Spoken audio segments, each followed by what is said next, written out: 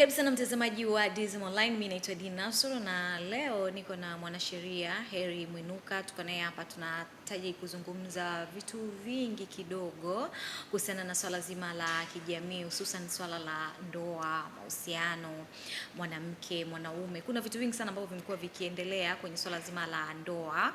Mambo yamekuwa mengi sana ambayo majibu tunakuwa tunakosa, lakini mwanasheria ambaye tuko naye hapa yupo kwa ajili ya kututolea ufafanuzi juu ya yale ambayo tumekuwa tukijiuliza sana bila kupata majibu. Niko naye hapa. Karibu sana DSM Online. Asante sana, nashukuru. Asante sana kwa kuitikia wito wangu na kuweza kufanya hili. Bila shaka. Okay. Kwanza kabisa tuanze kwenye swala zima la ndoa. Kwenye swala zima la ndoa kwa Tanzania, sheria za ndoa hasa zikoje kwa mwanaume na mwanamke? Sheria ipo. Sheria mama ni sheria ya ndoa ya mwaka 1971 ambayo ndio inaratibu masuala yote ya ndoa. Na pia inazungumza hata kabla ya kuingia kwenye ndoa. Conditions ni zipi? Kwa sababu ndoa ni kitu kinachojenga msingi wa taifa na jamii. Kwa hiyo ndio maana unaona bunge limetungia sheria kabisa ili kuonyesha jinsi ambavyo taifa linathamini na kuelewa umuhimu wa taasisi ya ndoa. Sisi tunaita taasisi kama ambavyo serikali au vyombo vingine, na hii ndoa ni taasisi kabisa. Kwa hiyo sheria zipo zinazungumza mambo mengi sana.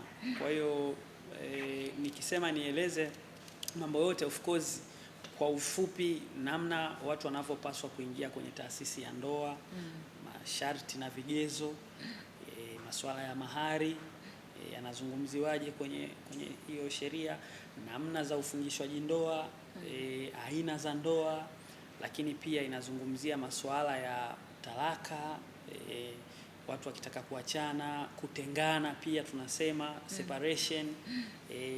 Inazungumzia pia wajibu wa wanandoa kwa dhidi yao wenyewe kwa maana ya mke na mume, lakini pia wajibu pengine kwa familia pale mpokuwa na familia, nani ana wajibu gani, nani ana wajibu wa kuitunza familia, nani ana wajibu wa kutoa mahitaji ya familia kati ya mwanamke na mwanamume, na vitu kama hivyo. Na mwisho wa siku pia ndoa inawezaje kufikia mwisho, utaratibu uko vipi, hayo yote yapo kwenye sheria ya ndoa.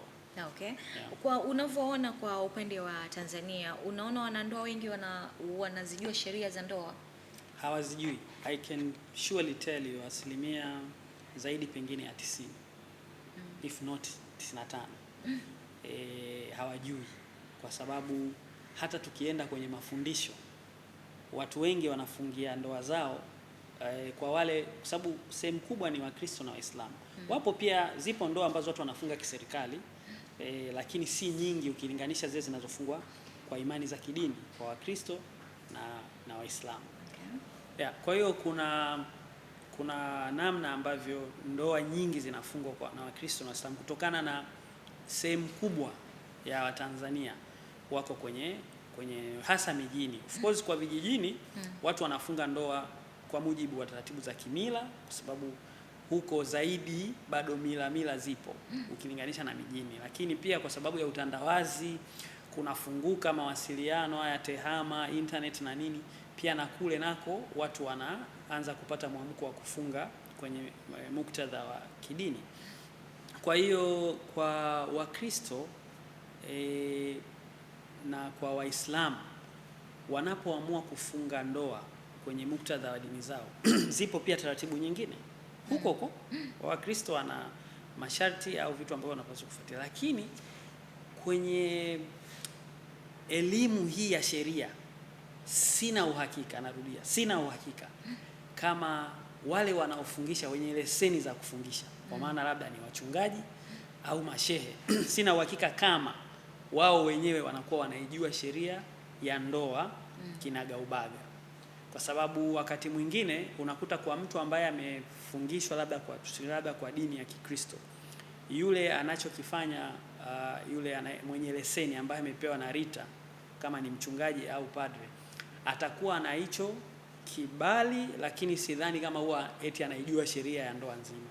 Bado mwanasheria atahitajika aje afafanue. Vivyo hivyo kwa shekhe, atajua sharia leo tunasema kwa mujibu wa Qur'ani inasemaje kuhusiana na mume na mke, na pengine watawapa maelekezo kwa muktadha huo. Lakini sasa linapokuja na swala la sheria ya ndoa yenyewe ya mwaka 1971, labda awe amesomea sheria. Kwa hiyo maana yake ni nini? Tafsiri yake ni kwamba wanandoa wengi wanapewaga mafunzo ya kidini, lakini hawaambiwi sana kuhusiana na sheria. Kwa hiyo wengi wanaingia kwenye ndoa hawajui sheria inasema nini. Wengine hata wajibu wao wajui, wanaambiwa tu na viongozi wa dini, bwana wewe kama mume unatakiwa ufanye hiki, mke ufanye hiki, lakini sheria inasema nini? Kwa sababu unapomwambia mwanamume kwa mfano, kwa mujibu wa sheria ya ndoa, wewe ndio una wajibu wa kuitunza na kuprovide kwenye hii familia. Unaelewa maana yake ni kwamba unawasilisha kwenye akili yake jukumu la kisheria, na hii ni sheria ya nchi, ni sheria ya bunge ambayo kimsingi inapaswa kutekelezwa. Kwa hiyo ile ingekuwa inaongeza nguvu hasa kwa vijana hao ambao siku hizi hawataki kuwajibika. Yaani anaoa alafu yeye anafikiri jukumu la kulea familia na watoto ni la kwake yeye na mke wake pamoja. Of course kulea kwa maana ya malezi yale ni sawa, ila kuhudumia mahitaji muhimu, wewe baba, sheria ndio inavyosema, labda tubadilishe. Kwa hiyo sasa tunalea vijana ambao au tuko kwenye jamii ambayo wanaume wanakimbia majukumu. Kwa mfano, unakuta mtu ana mke na mtoto, yeye hatoi chochote pale nyumbani, hata kama mkeo ana kazi.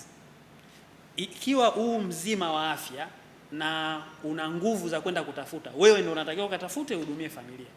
Ndio Namna pekee mkeo anaweza aka step in kuihudumia familia ni ikiwa wewe unaumwa, uko hoi, yani upo kwenye hali ile tunasema permanent incapacitation, kwamba huwezi, unaumwa, hujiwezi, pengine umepata changamoto labda ya kiakili na nini, kwa hiyo huwezi kwenda kutafuta.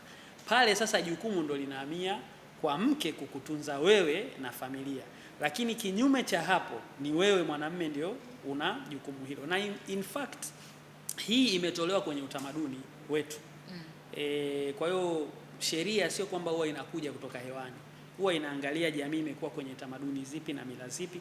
Kwa mwisho wa siku zile mila na zile tamaduni zinakuwa reflected, ambazo hazileti, hatusemi ni potofu au mbaya. Zile zinachukuliwa, zinawekewa sasa mkazo wa kisheria ili zitekelezwe kisheria. Kwa hiyo ndio maana unaona sasa mwanamume amepewa hilo jukumu, kwa sababu tukirudi nyuma kwenye jamii zetu imekuwa hivyo kwa karne na karne. Akina baba ndio wamekuwa wakilea na kuprovide. Nikisema kulea naweza nikachanganya. Kuprovide kwa maana kutoa mahitaji maalum au muhimu, yale basic needs.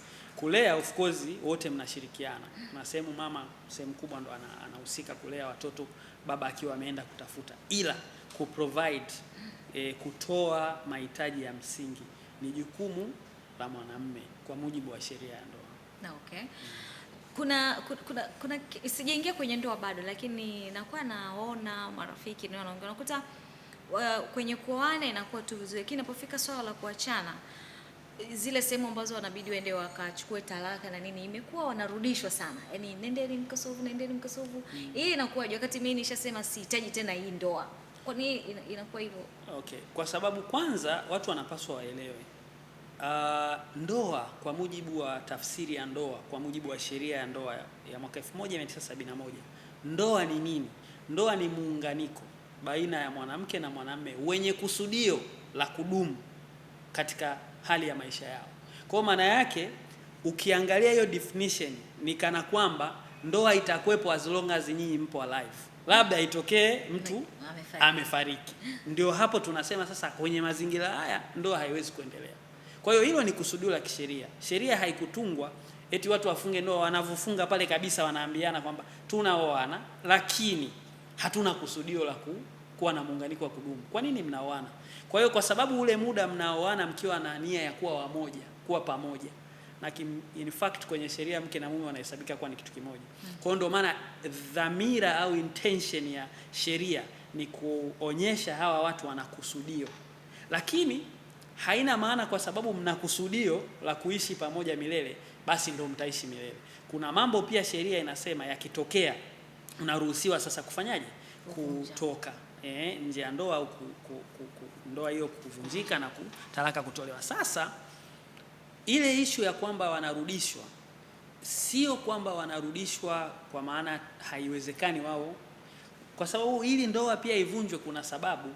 Yaani ndoa, kuna watu wanasema kuingia kwenye ndoa ni rahisi, lakini kutoka si rahisi. Si rahisi, hatusemi haiwezekani, ila tunasema si rahisi kwa sababu kuna process. Watu wengi wanataka akiamka asubuhi hajisikii tu, na anaweza akawa pia hana sababu. Yaani anasema tu mimi siku hizi simpendi huyu mtu.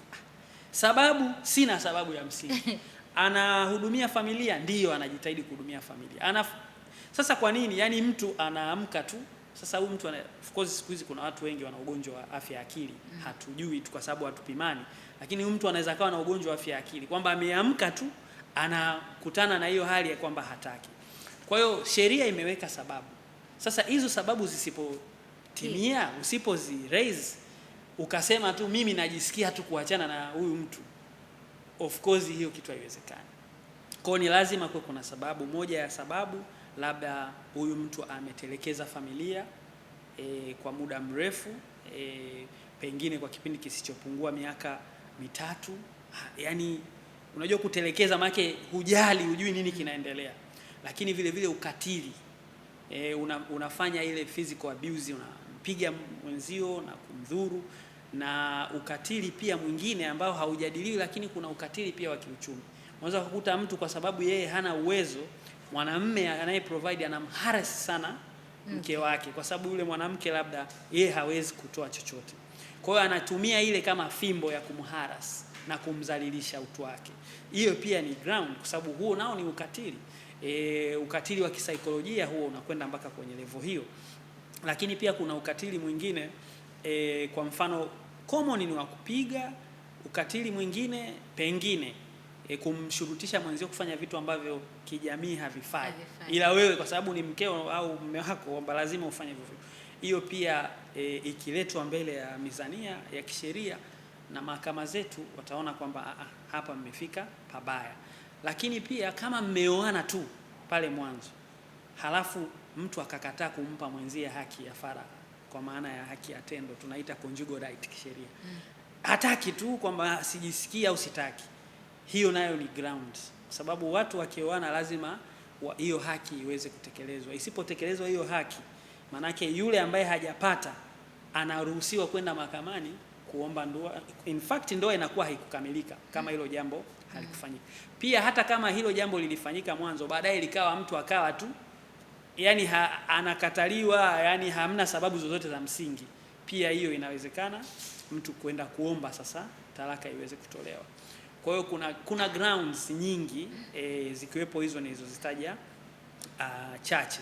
Kwa hiyo kimsingi of course kuna ile waga tunaisema, kuna siku niliwahi kuisema ikaleta controversy.